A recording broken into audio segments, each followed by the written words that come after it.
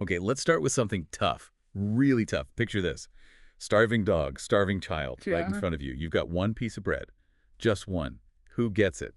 And be honest with yourself. Hmm. That little knot you might feel in your stomach right now. That's exactly what we need to dig into today. We're heading into, well, tricky territory where our sympathy really lies, and maybe more importantly, why. Right. Or think about it this way. A global fund, you've got $100 to give.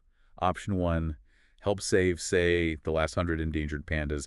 Option two, life-saving medicine for a child, maybe caught in a war zone. Hmm? Where does your gut tell you to put that money? And what does that instinct, tell you about your values? Well, one taps into that drive to protect, well, the innocent, the natural world, vulnerable things. The other one just throws you straight into the messy, often painful reality of, well, being human. Does the perceived innocence of the animal make its claim somehow stronger? I have to admit, sometimes. Sometimes I've been more emotionally hit by a video of, like, a rescued dog than by major news about human tragedies. Saying that out loud feels a bit uncomfortable, maybe even wrong. It's a it's a strange thing about our psychology, isn't it? How some kinds of vulnerability just get past our defenses. An animal's total dependence, it can trigger this really powerful protective urge. But we have to ask relentlessly, is that urge always pointing towards the greatest actual need? Yeah, because we see it all around us. People spending fortunes on, organic food for their dogs, little sweaters, even doggy therapy sessions. Meanwhile, you've got people in the same city who don't have a roof over their heads or enough to eat. Is that just compassion overflowing?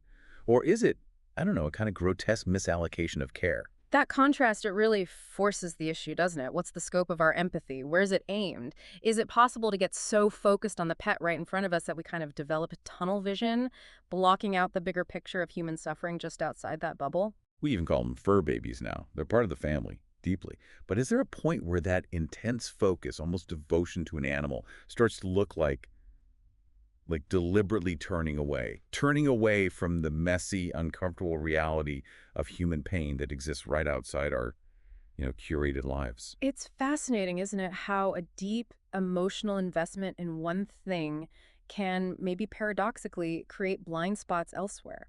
Could that intense bond with a pet sometimes act as a buffer, shielding us from the tougher work of dealing with human suffering head on? Just scroll through your social media feed. What do you see? Probably tons of heartwarming pet rescues, right? Crowdfunding for complicated dog surgery. Oh, definitely. Those stories get shared like wildfire. But appeals for, say, refugees or disaster victims, often that they struggle to get that same kind of viral traction. Has Eh. our collective empathy algorithm gotten skewed towards cute? Well, if you think about what grabs our attention, it's often immediate, visible vulnerability, helplessness.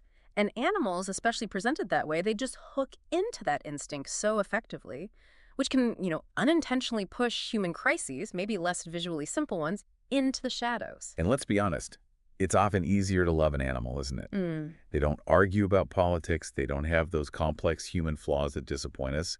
Their affection is simple, Yeah. beautifully simple. Right. But is that really love in the deepest sense? Or is it more like emotional convenience? That distinction, it really cuts deep. What are we actually looking for in connection? Is the pet bond mainly about that straightforward affection? Or is it sometimes maybe a refuge? A refuge from the complexities, the ambiguities, the occasional letdowns of human relationships. So what if? Yeah. What if this intense focus on animal welfare, which seems so good on the surface, what if it's actually an unconscious way to sidestep the harder stuff, Yeah. the overwhelming problems of human suffering? That pushes us to really examine our motives, doesn't it? Could our very public displays of caring for animals sometimes, maybe, cover up a more private hesitation, a reluctance to really grapple with the deep systemic issues behind human hardship? And animals' pain often feels pure, almost elemental. You see it, you want to Well, stop it. yes, straightforward. But human suffering, oh man, it's always tangled up. Politics, history, blame, injustice. Right. Maybe we just naturally gravitate towards the fights that feel cleaner, easier to understand, maybe even easier to feel like we're winning. It's a very human thing, I think, to be drawn to problems that seem solvable, where the moral lines feel sharp and clear. Animal suffering can often look like that. It offers a seemingly direct path for compassion, whereas human suffering, it often demands so much more nuance, more patience, more sustained effort. I remember seeing this one. This woman, she was dressing her little pooter in, like jeweled collars, Mm. meticulously. And just a few feet away, there was a man, no shoes, just shivering in the cold. The Yeah. sheer disconnect of that image, it was just jarring, Yeah. visceral. That kind of stark juxtaposition, it really forces you to see the invisible structures, right? The choices people make that allow such huge gaps in care. What unspoken values are operating when we lavish that kind of attention on one being while seeming completely oblivious to the profound need of another? Right there. We build these little bubbles, don't we?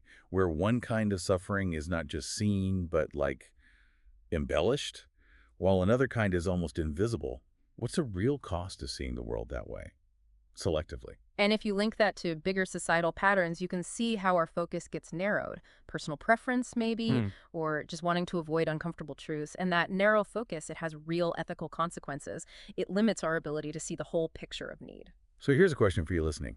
That deep connection you have with your pet, is it proof of your huge capacity for love? Or Yeah. could it also be just maybe a sign of a growing disillusionment with, well, the messiness of human relationships? That forces us to dig into where our deepest attachments come from, doesn't it? Could these intense bonds with animals reflect a kind of longing, a yearning for unconditional love, simple loyalty, things we maybe feel are lacking in our human interactions? Animals give us that unwavering loyalty, it's true. Something we rarely get from people in the same way. They don't betray us with the same complexity. Yeah. So is our devotion to them about celebrating their goodness? Or is it maybe a quiet judgment on our own species' ability to connect? It's interesting how we project so much onto our pets, isn't it? And how those projections might just mirror our own hopes or desires and maybe, yeah, our disappointments with other people. You know the saying, a dog is a man's best friend. We've all heard it, but flip it around. What if man is becoming dog's only friend? Because we've forgotten how to be friends to our own kind. That turns it right on its head. It asks a really critical question about our basic ability to connect with each other, especially now in this complex, maybe isolating world. And that unconditional love we get from pets, it feels so good. Like a balm, right? Definitely soothing. But is it a balm that actually heals us, makes us better at connecting? Or does it risk just numbing us, numbing us to the harder work, the maybe more rewarding work of engaging with other humans? That's a crucial point about emotional resilience, I think. Pet affection gives huge comfort, no doubt. But does that comfort sometimes unintentionally stop us from developing the skills we need to handle the inevitable bumps and complexities of human relationships? Think historically.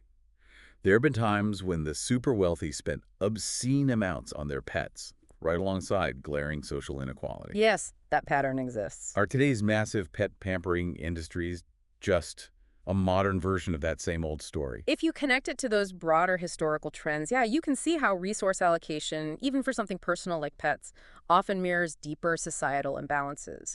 Disparities in wealth, opportunity. I mean, the optics alone. A $500 orthopedic dog bed when millions don't have basic shelter. Can we really square that circle? Or do we just kind of choose not to think about it too hard because it's uncomfortable? That stark contrast, it really forces us to look at our own comfort level with inequality. How willing are we to question the ethics of our own spending choices in a world with such vast differences in need? Okay, take a second right now. Listener, be honest. Right. Think about what you spent on your pet last month, Nah. roughly now. Compare that to what you gave to any charity focused specifically on human suffering. What does that ratio silently tell you about your priorities? Where your heart and your wallet truly lie. That kind of personal inventory, it can be really powerful for self-awareness. It makes you see the patterns, often unconscious patterns, and how you give your resources, money, time, emotion in response to different kinds of need. And look, absolutely no judgment here. This isn't about guilt tripping, it's just an invitation. Observe honestly where your resources are actually flowing right now. What's really revealing isn't always the dollar amount itself. It's the proportion, the underlying tendencies that pop out when you actually stop and look. You probably feel, rightly, a surge of anger thinking about animal abuse. You should. But how deep does that same outrage go when you think about, say, child labor hidden in the products we buy, or the homeless person you walk past every day? Mm. Is the intensity the same? That really highlights how selective our emotional responses can be, doesn't it? And how certain kinds of suffering, especially involving animals, might provoke a much more immediate, visceral reaction than others, even when fundamental human rights or well-being are clearly on the line. Is it possible that some suffering is just easier to stomach, more shareable online, less demanding maybe?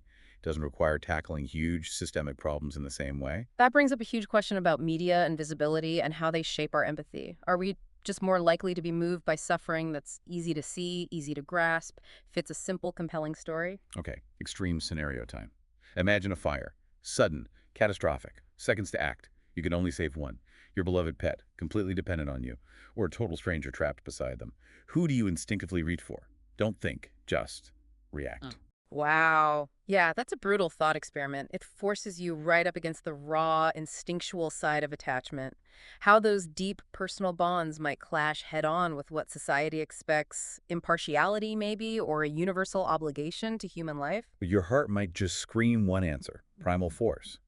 But your rational mind, shaped by society, probably whispers something else, that conflict inside.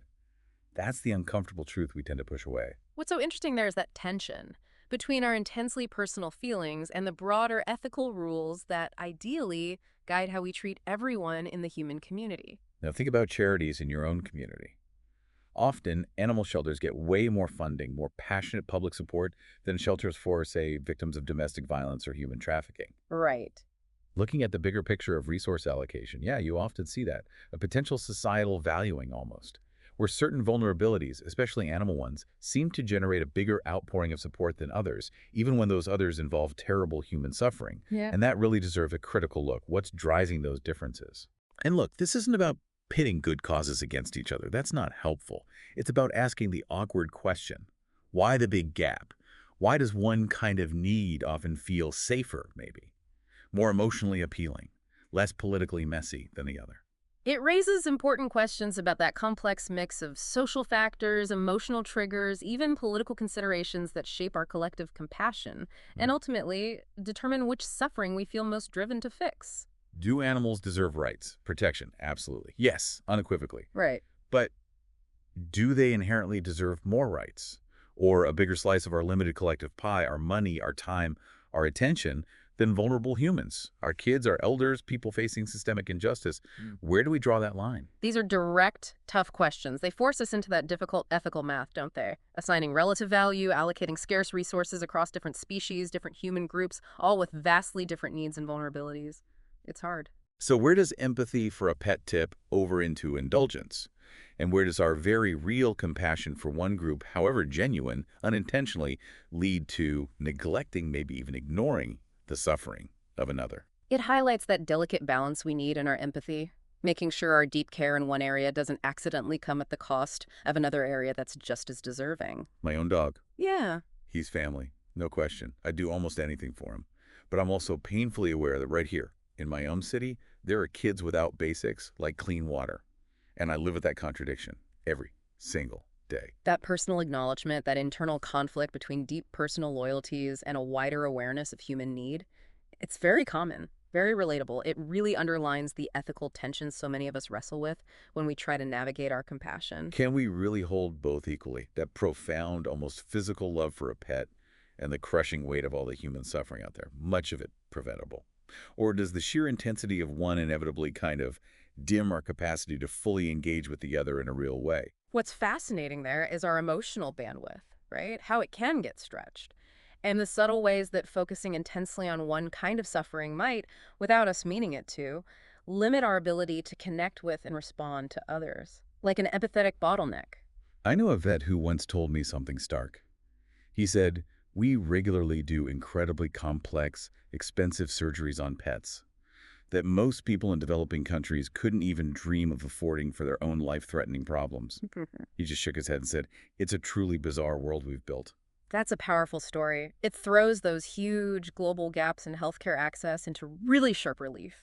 It forces us to look hard at the ethics of our spending priorities, especially for those we consider in our immediate circle of care, like pets. I mean, the advances in vet medicine are amazing, right? Yeah. A testament to how much we love animals. Absolutely. But they're also kind of a sobering mirror, reflecting the massive inequalities that still define our own species. Yeah, if you connect that to the big picture of human progress, you see how moving forward in one area can sometimes shine a harsh light on the lack of progress in addressing basic, widespread human needs elsewhere in the world. And let's just say it, sometimes loving an animal is just easier. Right. Less They complicated. demand less emotional heavy lifting, they don't judge us in the same complex ways, and they definitely don't argue back with inconvenient truths that shake up our worldview. It brings up that fundamental question about relationships, doesn't it? Whether our possible preference for the uncomplicated affection of animals sometimes reflects a deeper wish to avoid the inherent messiness, the challenges of real human interaction. So, is our deep devotion to pets really selfless altruism? Or are we maybe unconsciously kind of outsourcing our emotional needs? Outsourcing them to beings who can't challenge our story, who can't demand the same kind of give and take that humans do? What's interesting there is how caring for pets can fulfill our own deep emotional needs, but maybe in ways that don't always require that reciprocal engagement, that critical feedback, or the complex understanding that human relationships demand. Quick check again. Your own social media feed. How many cute pet pics versus stories on, say, human rights crises? Probably way more pets, right? Mhm. It feels like we curate our online compassion for maximum likes, maximum positive vibes, hmm not necessarily for maximum impact on the really tough issues. That definitely points to the performative side of online activism. How our digital empathy displays might be more about getting social validation, that little dopamine hit, than about genuine, sustained engagement with the complexities of human suffering. There's a certain look, isn't there? Yeah. Caring for something cute and vulnerable, it feels good, boosts our It self-image. can be powerful, yeah. But what does that curated online compassion actually do? Beyond making us feel like we're good people. And connecting that to real social change, we have to ask, how much does our online empathy actually translate into real world action? Does it lead to tangible improvements for those who are suffering? Okay, brutal honesty time again. Listener, have you ever strategically used your pet as an excuse to avoid a difficult human interaction? Like, oh, sorry, can't make it. Gotta walk the dog. A furry shield. A four-legged way out of human complexity. That brings up a crucial point about how pets can, maybe accidentally or maybe even on purpose, become barriers. Barriers that stop us from fully engaging with the more challenging parts of our human relationships or even our broader social duties. They become our buddies, our silent listeners, always supportive. But could they also sometimes be convenient hiding places, letting us avoid uncomfortable truths about ourselves or the world? What's fascinating there are the subtle, often unconscious ways our attachments work. They're sources of joy, comfort, yes, but they can also be avoidance mechanisms, letting us sidestep things that demand more from us, emotionally or ethically. You know the philosopher Peter Singer, he's asked some really uncomfortable questions about speciesism. Right, privileging one species over another. So applying that here, are we sometimes, without meaning to, prioritizing the well-being of other species over the most vulnerable members of our own? That introduces that critical ethical framework. It Right. challenges us to really examine our biases. Do we prioritize certain suffering just based on species, maybe overlooking equally significant human needs? The idea that all suffering is equal sounds noble, right? Idealistic, yeah. But in reality, our resources, time, energy, money, they're finite. We have to choose. And those choices, even the small ones, day after day, Hmm. they reveal our deepest biases, our true priorities. If you connect that to basic resource allocation, you see how our decisions, whether we make them deliberately or just out of habit, reflect our underlying values about different kinds of life and how urgent we feel different kinds of suffering really are. Okay, let's flip the script completely. Yeah. Imagine benevolent aliens land. Huge resources. But inexplicably, they pour everything into meticulously saving Earth's squirrels. Total indifference as human civilization collapses around them. How would we react to that as humans? Huh, that's a provocative role reversal. It really forces us to confront our own potential species-level biases, right? How they might make us blind to the needs of others, and it makes us question the very basis on which we assign value and decide who gets our compassion. Would we see their actions as kind? Or would we see it as infuriating, baffling, Yeah. massive species-specific blind spot? It raises that fundamental question about the limits of perspective. Is our compassion inherently constrained by who we are, by our own species experience? You might really want to believe that loving your pet deeply automatically makes you a better, more compassionate person overall. And maybe it does in some ways. But it definitely doesn't automatically let you off the hook regarding your basic responsibility to other human beings. That highlights the potential for a narrow focus, even a deep one, in one area of compassion, to create a kind of moral blind spot. It can give a false sense of being ethically complete without actually addressing our broader obligations to the whole human community. They say empathy itself isn't finite. Okay, maybe. But our attention, our money, our time, those absolutely are finite. So where are your precious limited resources truly being invested day in, day out? That puts the practical limits on our ability to care into sharp focus, and the absolute necessity of making conscious choices about where we direct those limited resources in a world just overflowing with need. Think back in history. Societies that revered certain animals treated them incredibly well. While often treating huge parts of their human population with unimaginable The brutality. hypocrisy looking back is staggering. Are we maybe creating our own softer, more modern version of that same imbalance? Connecting to those historical precedents, yeah, you see recurring patterns. Yep. Intense focus on certain animals coexisting with significant human suffering. It's kind of a cautionary tale for our own time, our own values. We're not necessarily talking about overt cruelty to humans today. Often it's more subtle. It's that quiet violence of neglect. The suffering we choose, maybe inadvertently, maybe consciously, not to see, just because something cuter or less demanding has caught our eye. That really underscores the subtle but profound ethical weight of selective attention. How we can accidentally overlook or downplay significant human suffering because we're focused on more appealing or less emotionally taxing forms of care. Okay, here's a twist. Maybe this explosion of pet worship, maybe it isn't really about a deeper love for animals at all. Maybe it's a symptom of a fracturing human society, a retreat into simpler, more controllable affections, as our faith in humanity itself starts to fray. That's a provocative, maybe unsettling interpretation of our intense focus on pets, suggesting it might reflect a deeper societal unease, a growing loneliness, maybe, or even a kind of disillusionment with the sheer complexity and challenge of human connection today. What if the rise of the fur baby isn't just a heartwarming trend? What if it's more like a canary in the coal mine, signaling a deeper crisis? Loneliness, fragmented communities, maybe a hidden despair about our own species' capacity for real care. That raises a critical question about the underlying social psychological drivers here. Could this whole phenomenon point to a broader crisis in human relationships, in the availability of strong social support? And what if your identity as a devoted pet lover? Hmm. What if, on some level, it's a defense mechanism, a carefully built shield against the huge, maybe terrifying responsibility of being a true human lover in a world so full of pain? That challenges us to really look at the motives behind how we identify ourselves. Could certain roles, certain affiliations inadvertently give us a comfortable distance, distance from more demanding, maybe more uncomfortable ethical duties towards other people? One path, intense pet devotion, it often feels good, right?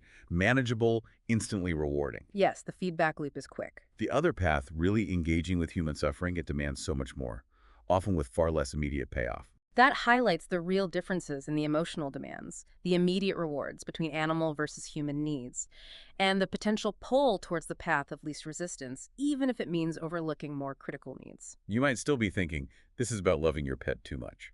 Is that the issue? But maybe the real question is, does that intense love accidentally obscure your capacity for compassion toward everything else, toward everyone else, rather than illuminating it? That's a subtle but really important shift in perspective, moving beyond just how much we love our pets, to critically examining the impact of that love on our ability to extend empathy, to extend care, to the wider human world. Is that deep bond with your pet a bridge? Does it lead outwards to a wider circle of compassion? Or could it accidentally be a comfortable dead end, a self-imposed limit on your engagement with the full spectrum of human need? That poses the core ethical dilemma, doesn't it? Does loving animals naturally expand our empathy? Or does it sometimes create a boundary, however unintended, that restricts our ability to fully engage with and respond to human suffering? Think about it.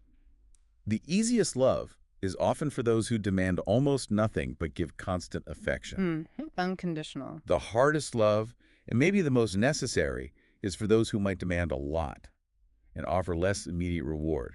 And that's often our fellow humans, flawed, complex. That's a really insightful point about the inherent challenges of real human connection, and maybe our tendency to undervalue the kinds of compassion that require more effort, more resilience, more willingness to navigate complexity. Our pets often seem like Well, easy saints, right? yeah, Effortlessly good in their simplicity. right. Humans, we're undeniably complex, often frustrating, sometimes deeply disappointing. And it's in that complexity, that messiness, that the truest test of our compassion really lies. That highlights the crucial difference between engaging with beings offering simple affection and truly embracing the messy, demanding reality of human relationships and all the diverse human needs out there. So you still haven't really answered that first question, have you? The dog or the child? And if that question itself makes you angry or defensive, maybe the important thing isn't why it makes you uncomfortable. Maybe it's what answer you're subconsciously afraid of facing within yourself. That brings us right back to the start, doesn't it? Urging us to dig into our emotional reactions, to consider what underlying beliefs, assumptions, maybe even anxieties, those reactions might be quietly revealing about our core values. It's often the questions that hit the hardest emotionally.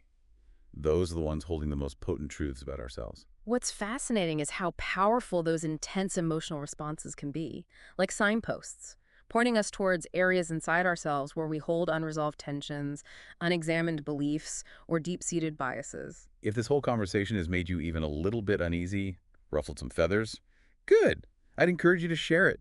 Share it with that friend who has a separate, perfect Instagram just for their prized Pomeranian.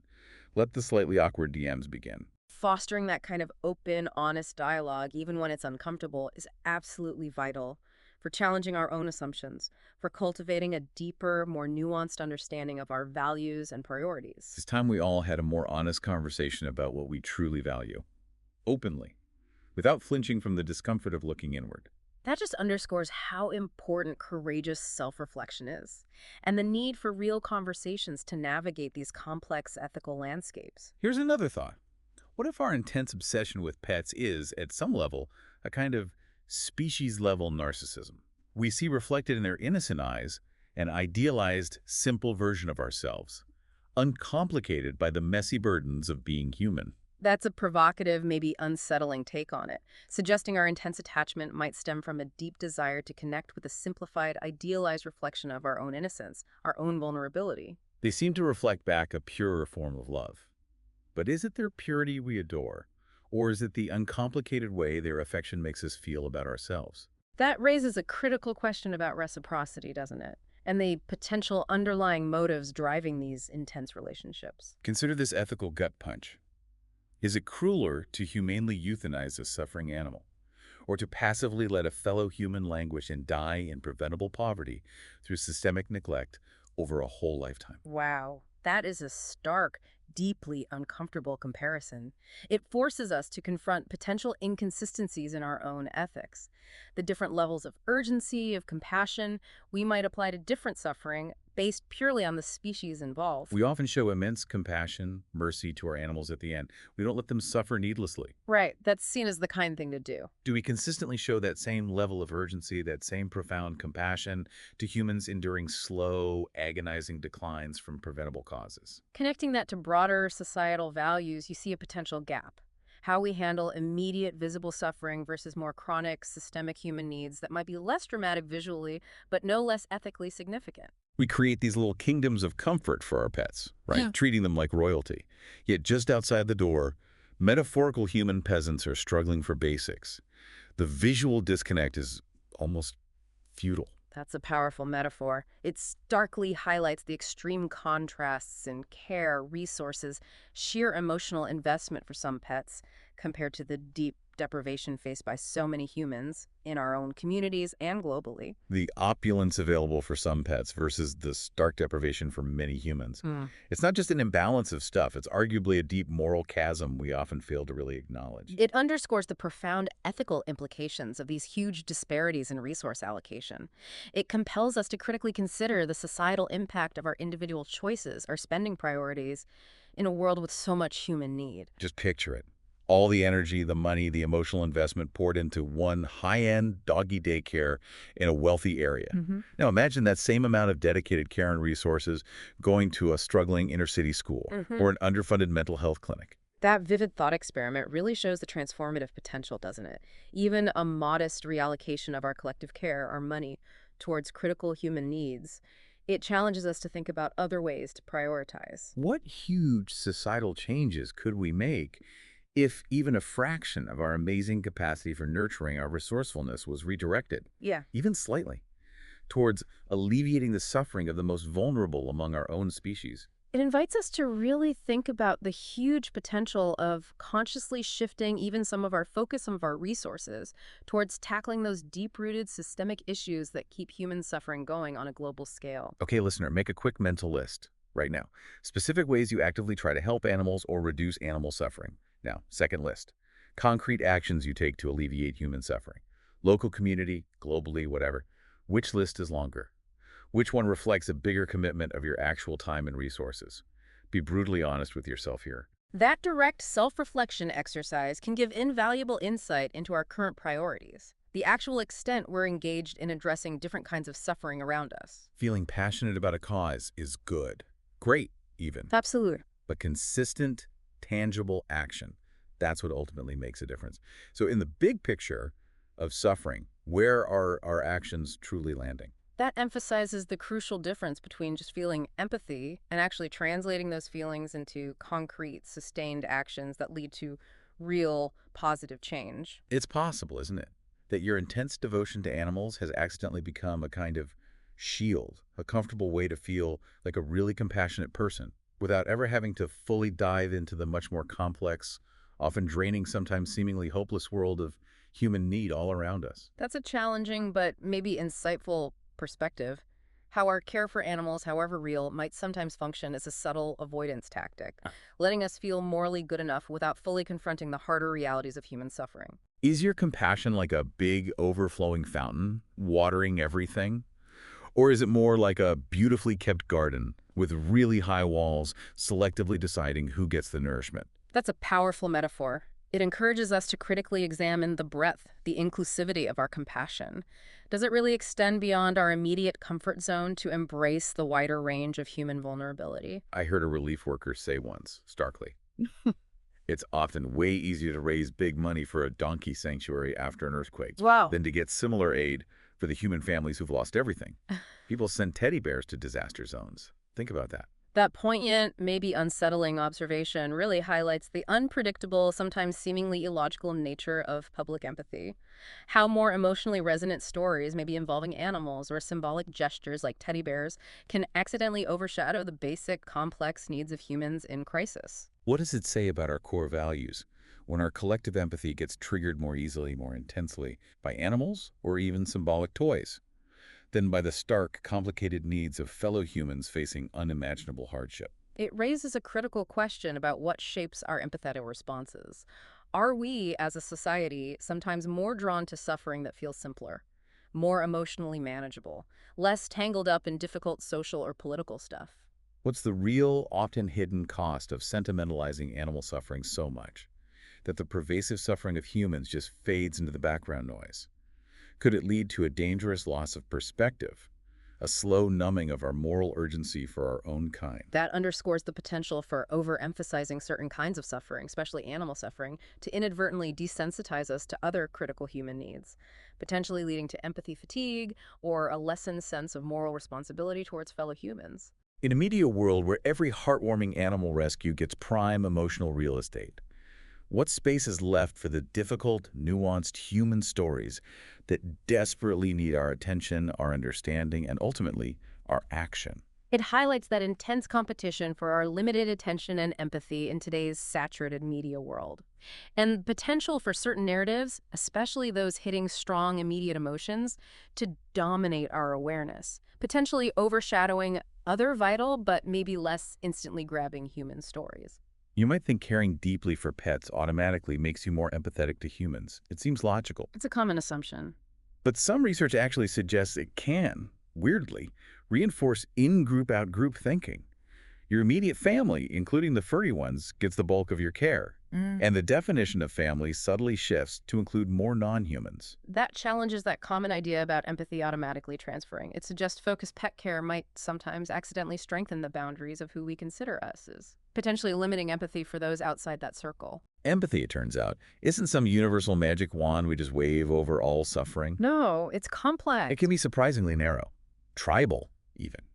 Even if your cherished tribe includes a golden retriever. What's fascinating there is how nuanced empathy is, how context-dependent, and how it can be selectively aimed, sometimes accidentally excluding others who are just as deserving. You don't have to actively dislike humans to end up prioritizing pets. Sometimes it's just finding human interaction tiring, the complexity is draining. And the simple affection from animals feels soothing. That's the subtle slide, almost imperceptible. That offers a relatable, maybe even comforting explanation for that potential shift in focus, highlighting the undeniable appeal of uncomplicated affection, unwavering loyalty in a world that often feels overwhelmingly complex. The lure of the simple life. It's a strong pull in a world constantly hitting us with demands, complexities, harsh realities. It underscores that basic human tendency to seek comfort, simplicity, predictability, even if that search inadvertently leads us away from engaging with more challenging, maybe ultimately more meaningful parts of the world. So who really benefits most from your lavish pet care? Is it mostly your pet?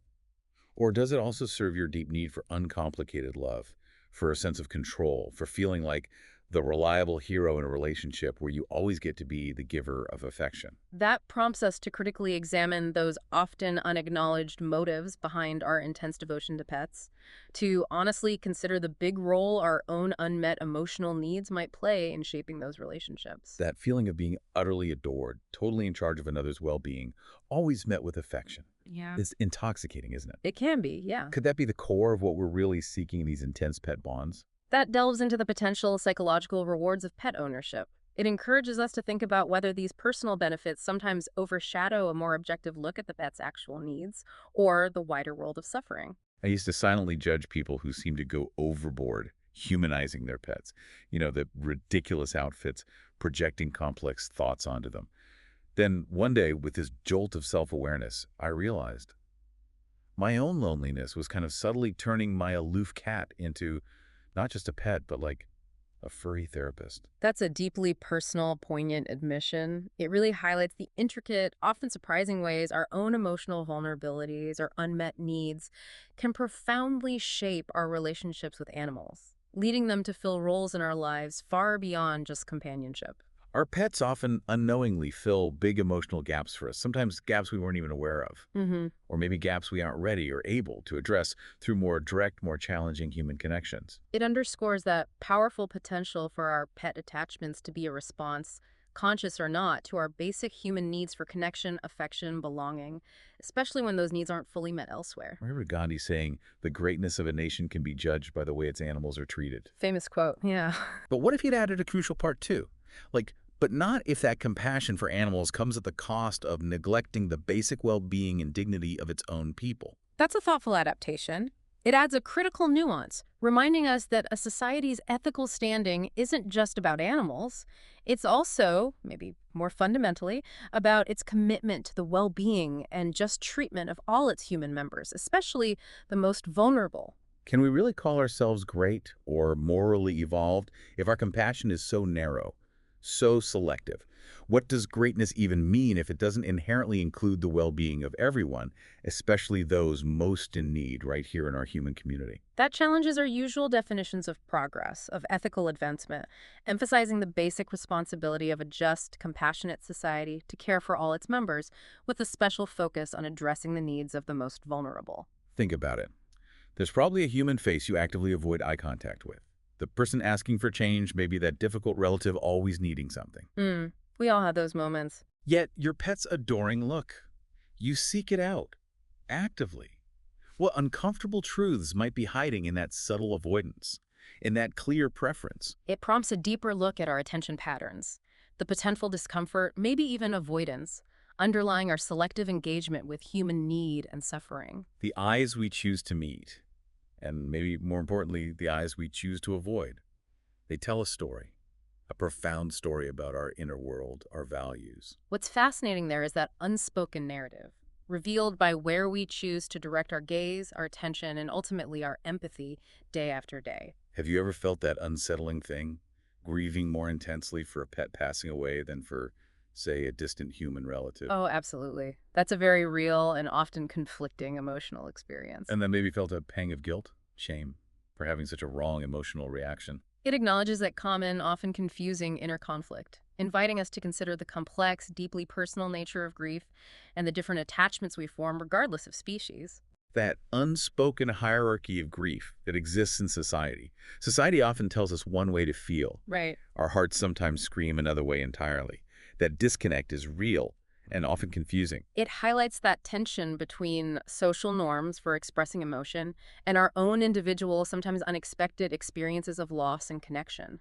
Look, realistically, there's no moral duty to love all 7 billion humans equally. That's just emotionally impossible. Right, it's not feasible. But there is a fundamental moral obligation not to let our specific, intense personal loves, however deep, blind us to widespread human suffering that we do have the capacity to help alleviate, even in small ways. That offers a nuanced, ethically sound perspective, acknowledging the limits of universal affection, while firmly emphasizing our collective duty to actively address preventable suffering and injustice in the wider human community, regardless of our personal attachments. Love in its pure form is often selective. That's natural. Yeah. But justice, basic human care, recognizing fundamental human dignity, those things shouldn't be selective. Ideally, they should be universal. That underscores the critical difference between personal affection's selective nature and the broader, universal moral imperatives of fairness, well-being, and upholding inherent human dignity for everyone in our shared world. Maybe your cherished pet isn't really your substitute child. Maybe it's not filling a biological gap. Maybe, deeper down, it's acting like a mirror, a remarkably accurate mirror, reflecting your own unmet needs. For unconditional affection, unwavering loyalty, maybe just a simpler connection in a complex human world that often fails to provide those things. That challenges the common way we anthropomorphize pets, Sure. suggesting our intense relationships with them might sometimes be more of a reflection of our own internal emotional landscape, highlighting our own yearnings for connection and support. We often see exactly what we need to see reflected in our pets' eyes. Projection is powerful. Sometimes it's truly them we see, their unique selves. But maybe more often than we realize, the image staring back is just a reflection of our own deepest longings, our unmet desires. What's fascinating there is how subjective our perceptions are. The huge potential for our own needs, desires, even our unconscious biases, to significantly shape how we see and understand our relationships with our pets. Okay, final extreme test. Hmm. Almost unthinkable. Uh. If you had a clear choice, give up your beloved pet forever to fund a life-saving operation for a total stranger, someone you'll never meet.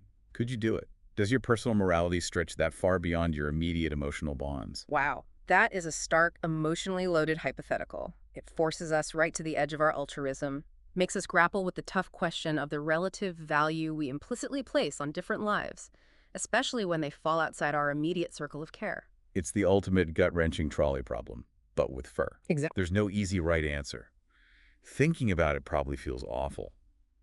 But just considering it can reveal the often unacknowledged depth and the boundaries of our most basic attachments. It underscores how hard ethical decisions are when deep personal bonds are involved, highlighting that complex dance between our individual affections and our broader moral obligations. You just can't keep passionately sharing adopt, don't shop memes while staying indifferent to the real human crises happening in your own town.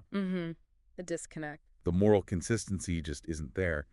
And I think deep down, those people feel that disconnect. It highlights that potential gap between our publicly stated values and our actual engagement with the various needs right around us, suggesting a truly integrated ethical approach needs more holistic, consistent compassion. Our personal compassion portfolio, if you will, needs to be more diversified than it often is. Good way to put it. Otherwise, our seemingly good actions risk looking less like deep principles and more like convenient personal preferences applied selectively.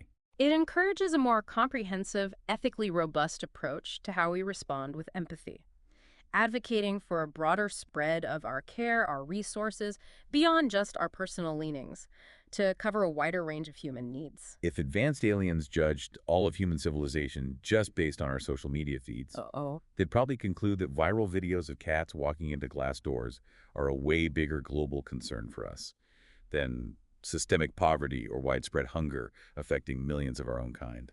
That's a darkly funny but powerful observation. It really underscores the often jarring disconnect between our online priorities and the most critical challenges facing humanity. Makes you wonder what values we're accidentally broadcasting. What messages are we sending, as individuals, as the species, about what truly matters to us, where we really put our focus, our concern? It raises a crucial question about the collective stories we're telling and the underlying values those stories reflect to any outside observer. Here's an unsettling thought. Maybe your passionate defense of animal welfare has subtly become the most socially acceptable way for you to express a deeper, maybe unconscious disappointment. Disappointment in what? Disappointment in humanity itself, in our often messy, flawed nature. That's a provocative interpretation, suggesting intense animal advocacy might sometimes stem from a more fundamental disillusionment with the complexities, the perceived failings of the human condition. A noble-seeming outlet, socially praised, for a deep-seated cynicism about our own species, maybe more often than we admit. What's fascinating there is the complex mix of motives that can hide behind even positive actions, suggesting our outward compassion can sometimes be rooted in more nuanced, even contradictory inner feelings. When you look back on your life, eventually, what will define your legacy of compassion? Will it be measured mostly by the comfort you gave your pets, or by the maybe smaller, less visible, but ultimately more profound differences you made in the lives of struggling fellow humans? That encourages us to think about the long-term impact of our actions, to reflect on where we ultimately choose to put our most precious resources, time, energy, money, in contributing to a more compassionate, just world. It's possible for both to be true, right? To cherish animals and care about humanity. Of course, it's not necessarily either. But which of those fundamental leanings will ultimately define your unique contribution in a world arguably desperate for more consistent, widespread human kindness? It highlights how compassion can show up in diverse ways, while still urging us to critically self-reflect on the relative weight, the ultimate impact of our various forms of care. May be true. Lasting compassion isn't about a stark choice, pets or people. Huh? Maybe it's really about cultivating the capacity to expand our hearts and minds enough to genuinely hold the suffering of all sentient beings, and then consciously choosing to act where we can realistically make the most vital difference. That offers a hopeful, more expansive view, suggesting our capacity for compassion can broaden to include all suffering, even as we navigate the hard process of making practical choices about where to focus our limited energy and resources. Not a simple either, but a complex both-hand reality that still forces brutal choices sometimes, given our limits. It acknowledges those inherent complexities, the ongoing challenge of balancing our deep compassion for different groups while recognizing the real constraints of time, energy, money. I'll confess this personally. I find it way easier to write a check to an animal charity than to sit in uncomfortable silence with someone who is deeply grieving. That's understandable. One feels clean, almost transactional. The other is messy, demanding, profoundly, sometimes paralyzingly, Oh. uncomfortable. That's my truth. That deeply personal admission highlights the very real differences in emotional demands between animal and human suffering, and the understandable human tendency to sometimes gravitate towards giving that feels less emotionally taxing or complex. The easy way out, the path of least resistance in our compassion. It's so rarely the path that leads to the most growth or the biggest positive impact. It underscores the importance of consciously facing our own discomfort, actively engaging with difficult situations, difficult emotions, to foster both personal growth and a more meaningful contribution to alleviating suffering. We're all just fumbling around in the dark, aren't we? Trying to figure out where to best aim our limited care, our finite resources, in a world that seems to be screaming with need from every direction. Faced with that much suffering, it's almost understandable to feel paralyzed, Absolutely. to retreat into the relative safety, the manageable affection of the creatures closest to us. It acknowledges that shared human experience of compassion fatigue, the understandable tendency to seek out more manageable, less overwhelming areas of care when faced with seemingly insurmountable global need. The sheer scale of human suffering can feel utterly paralyzing. It can. But ultimately, giving in to that paralysis helps absolutely no one. That serves as a crucial reminder. Even small acts of engagement, of compassion, can collectively make a difference. Letting ourselves get overwhelmed into inaction ultimately hinders any meaningful action at all. Remember way back at the beginning, that stark, deliberately uncomfortable question. Starving dog, starving child. Still thinking about it. The whole point of that unsettling question wasn't to find the right answer. There might not be one. It was meant to illuminate the often brutal, largely unconscious math of compassion we each perform in countless subtle ways, every single day. That brings us full circle, emphasizing its purpose not as a moral test with a correct answer, but as a powerful tool for ongoing self-reflection on our deepest priorities, the unspoken choices shaping how we engage with suffering. In real life, our choices are rarely that black and white. No, much fuzzier. But the fundamental priorities those extreme scenarios reveal about us, those are always there, subtly influencing our decisions, our actions, always. What's truly fascinating is the enduring power of these simple ethical puzzles. how they expose the deeper, often unconscious patterns governing our values, and how we navigate the complex, often emotionally tough landscape of compassion every day. So please, I'm urging you, listener, don't let your deep, genuine love for the animals in your life, don't let it accidentally become the beautiful, comfortable cage that keeps you from fully engaging with the wild, messy, heartbreaking, but ultimately essential need of the wider human world around you. Let your compassion for animals be a gateway, right? An expansion of your capacity to care, not a fortress that inadvertently walls you off from the broader spectrum of human vulnerability and need. If any part of this conversation hit a nerve, if you felt even slightly defensive, I'd actually encourage that feeling. Lean into the discomfort. Yeah, it probably means something resonated deep down, that maybe an important truth got illuminated. Listen again. Often it's right there in the discomfort that the most profound insights are waiting, patiently. That encourages continued thinking, acknowledges how uncomfortable it can be to confront our deep beliefs, suggesting those moments can be powerful catalysts for greater self-awareness, better ethical understanding. The unvarnished truth, especially about our own motives and biases, it often arrives with a little sting, but an important one. What's fascinating is how confronting uncomfortable truths, however jarring at first, can ultimately lead to greater clarity, more authentic living, and a stronger sense of ethical awareness. If this deep dive has made you even slightly rethink your personal compassion budget, how you spend your time, your money, your emotional energy, then please share this. Share it with at least one person you know who loves their pet more fiercely than anything. And then see if you both have the courage, the vulnerability to gently ask yourselves, why? That call to action encourages those open, honest conversations about our core values, our deep priorities with people close to us, fostering a space for mutual exploration, maybe mutual growth. These conversations, they aren't meant to be about judgment or blame, not at No, all. it's about awareness. Exactly. It's about cultivating a deeper collective awareness. And maybe, just maybe, inspiring real, lasting change in how we spread our compassion in a world that desperately needs it. This has been The Deep Dive. We're not here to tell you who or what to care about. Our goal is just to encourage you to look unflinchingly at how you choose to care, to explore the often unexamined whys behind your compassion, and to consider, with open eyes and an open heart, the vast, complex world that exists just beyond your own comfortable fence and beyond the undeniably adorable eyes of your perfectly groomed pet. Until our next exploration, keep delving into the often uncharted depths of your own capacity for compassion. And keep thoughtfully considering the profound impact of your choices on the intricate web of life all around you.